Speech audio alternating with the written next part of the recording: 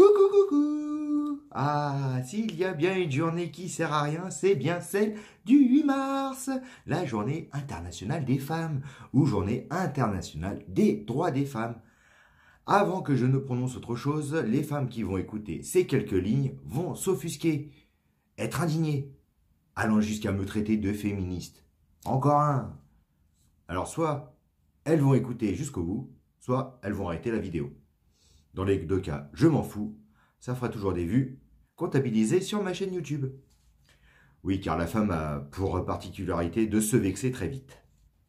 Alors que non, mesdames, si je dis que ça ne sert à rien, c'est que pour moi, ça devrait l'être tous les jours. Derrière chaque grand homme se cache une femme. Mais oui, sans elle, on serait rien.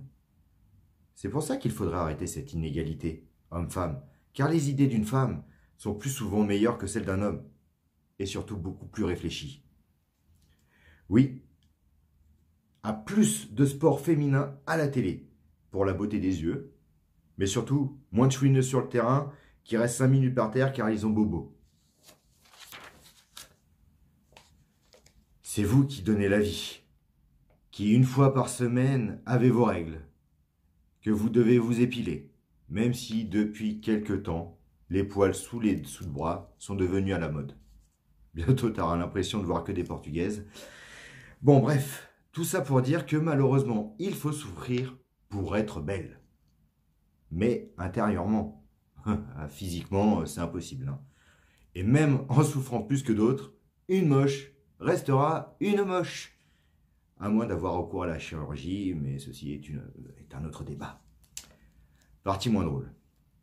Messieurs, mesdames, madame, pardon, n'est pas un pushing ball. Son arme de défense, c'est d'avoir une grande gueule. Non, pardon. Non, restons sérieux. Son arme de défense, c'est de blesser par la parole. Mais est-ce une raison, par fierté ou par orgueil, de la blesser, voire malheureusement, de la tuer par les coups?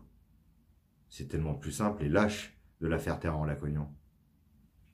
Toutes les femmes sont belles et fragiles, et devraient avoir les mêmes droits que nous les hommes. Les femmes ne sont pas juste des boniches qui doivent faire le ménage, faire à manger, torcher le cul des gosses et repasser nos chemises. N'oublions pas que c'est grâce à elles que nous sommes sur Terre. Je finirai par une citation de Claire Julien. Ah, je vous aime. Ah, je vous aime.